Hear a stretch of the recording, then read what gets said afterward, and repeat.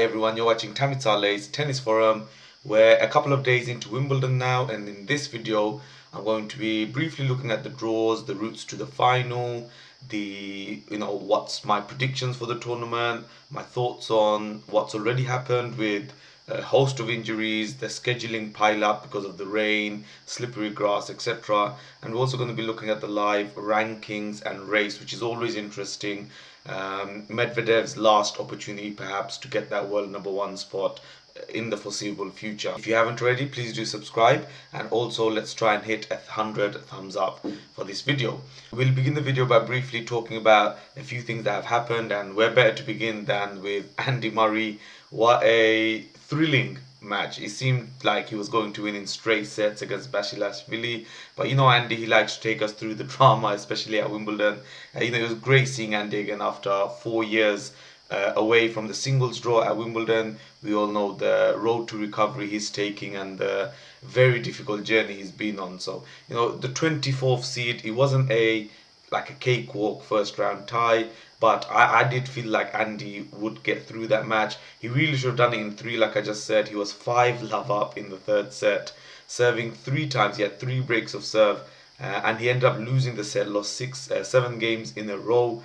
I've never seen anyone lose a set from 5-love up personally, and watching it live, it was just, you could see how nervous and tight Andy got, and I feel like the break they got for about 20 minutes or so when they had to close the roof, it did him a world of good, putting away that disappointment and coming back in the fourth and winning it. Looking at Andy's draw, he's actually not got a bad draw, and what's helping is also this scheduling pile up. He's facing a qualifier in the next round, then potentially Chapo, but he was taken to 5, and if the pile ups keep coming, then potentially players will be playing multiple days in a row, and it could lead to longer matches. And the draw is looking fairly good for Andy. I can definitely see him getting to the 4th round, potentially even the quarterfinals. And I mean, look, that would in its own right be amazing for Andy. I think even just winning that first round match was a big feat, because having lost the third, it did seem quite, let's say, it was scary at that point. We'll move over to Novak Djokovic. He played the first round match against another Brit, Draper, a young 19-year-old lefty, big server. I felt like this was a potential banana skin. Novak, he did play the doubles in Mallorca, but always transitioning from the clay to the grass, especially when you've gone so deep. We saw what happened with Tsitsipas. It's always tricky. Draper, home favorite. He'd have the crowd on his side, coming out and winning the first set. I was thinking, what is going on here? But then Novak really turned it around and then quite comfortably won the next 3 sets, winning in 4. Novak's draw once again. I mean, he's got Anderson in the next round. He himself came through a little bit of a battle in the first round match. It's a repeat of the 2018 Wimbledon final. However, Anderson, he's battling injury problems himself. I really don't see this being a problem for Novak. I think he'll have too much for Kevin Anderson. And once again, looking at the rest of his draw, I don't see any potential, let's say, banana skins until maybe even the quarterfinals, where he could potentially face Rublev. That's if Rublev even gets there. The way everyone's falling, it's quite difficult to predict who will make you wear. But yeah, and then semi-finals, it should have been Tsitsipas, but he lost in straight sets against Tiafoe. I really enjoy watching Tiafoe, and just his persona, he's very fun to watch, and a well-deserved victory for him against Tsitsipas. Tsitsipas, reaching the French Open final. He did not play any tournaments since then, coming into the grass, and just his demeanor.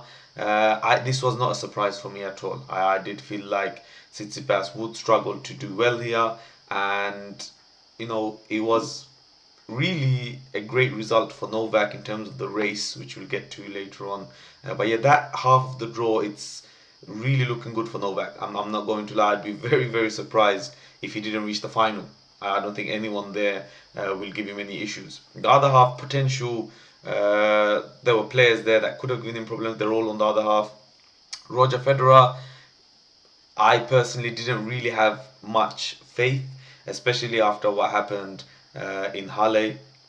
But I still expect Roger to at least get to the second week of the tournament. It did look like he might have gone out in the first round. He was 2 sets to 1 down against Manarino earlier today. Got it back to 2 sets all, and then unfortunately his opponent had to retire. I do feel like Roger would have still won that in 5. Of course, coming back from injury at 39 years old, he doesn't really want to be spending too much time on court.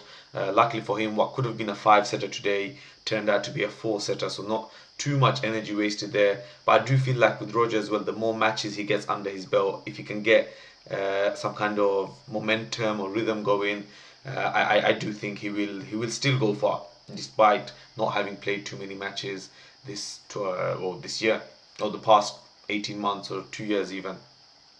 The other potential, Berrettini, there's been a lot of talk about Berrettini and his chances. A lot of people actually think that he will reach the final in that half of the draw.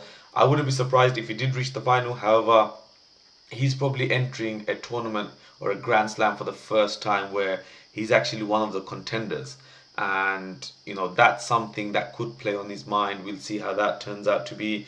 Berrettini still hasn't even played. So his first match will be on day 3, a day when everyone in the top half of the draw is playing their second round match.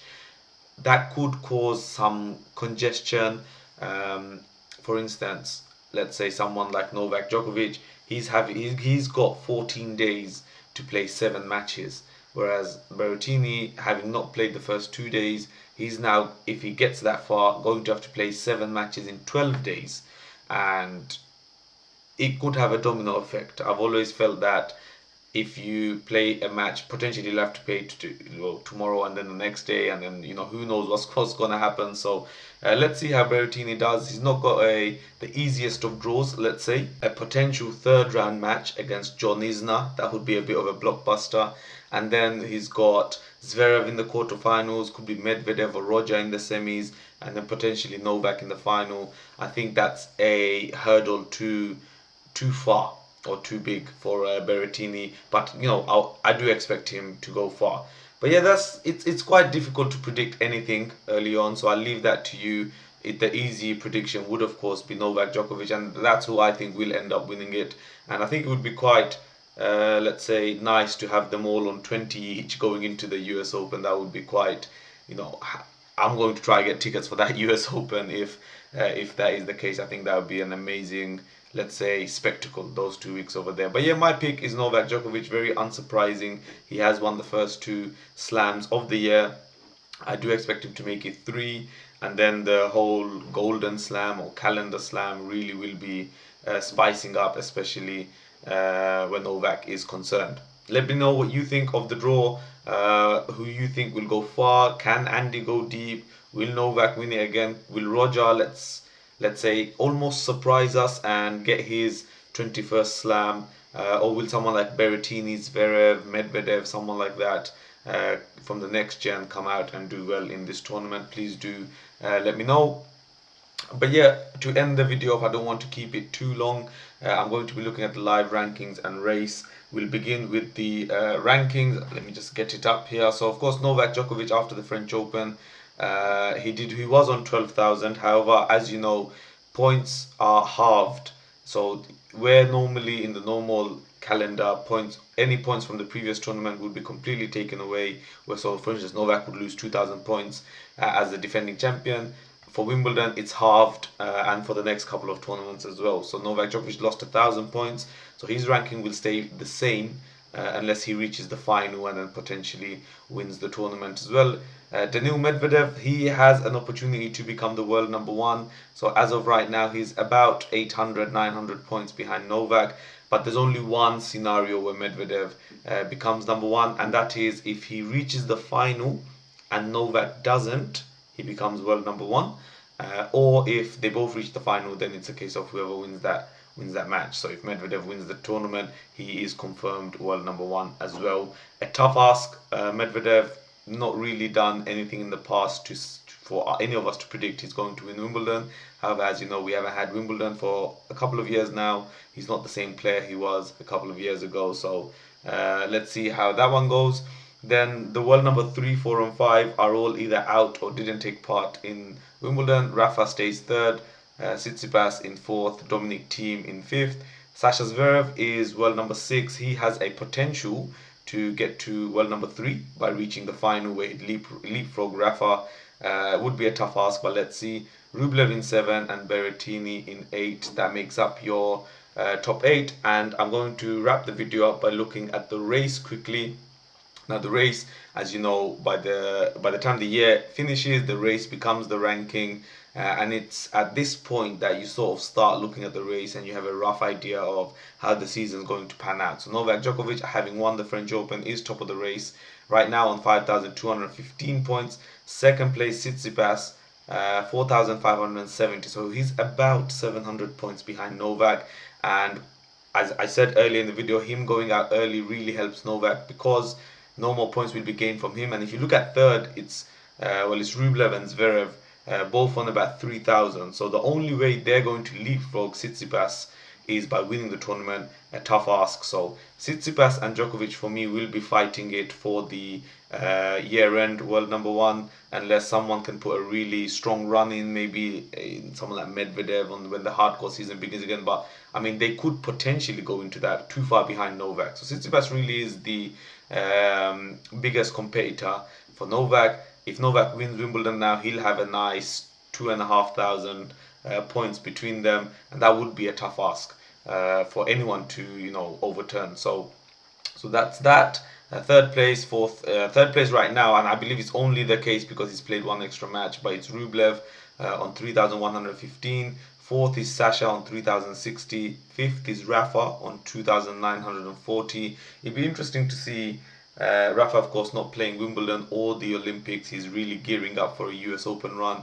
If he was to fall out early in US Open, he might not even qualify for the year-end finals, a tournament which he hasn't won. But yeah, we'll see how that goes. Medvedev in 6th, and Karatsev, a stunning season he's having. He's in 8th place. So that's the race. Right now, the qualification cut is on 6,185 points. So Novak could qualify for the World Tour finals in this tournament just by reaching the final, and I wouldn't put that past him. But yeah, that was the live rankings and race, the draw, my predictions. I will do another video probably once the quarterfinal lineup is ready, and then we'll go into more depth, looking at the head-to-heads and all that. Right now, with the way seedings are falling, the seeds rather, sorry, the way they're falling, it's difficult to predict anyone at any point. I mean, we saw with Serena earlier on, the match had barely begun and she slipped and unfortunately had to withdraw from the tournament. That could happen to anyone, and it looks extra slippery this year. So best not to put your eggs in any one basket. But yeah, please do let me know your thoughts on the tournament, your thoughts on who will win Wimbledon, who will surprise us, the dark horse, who to look out for perhaps, and just use the comment section as a general forum to discuss with one another.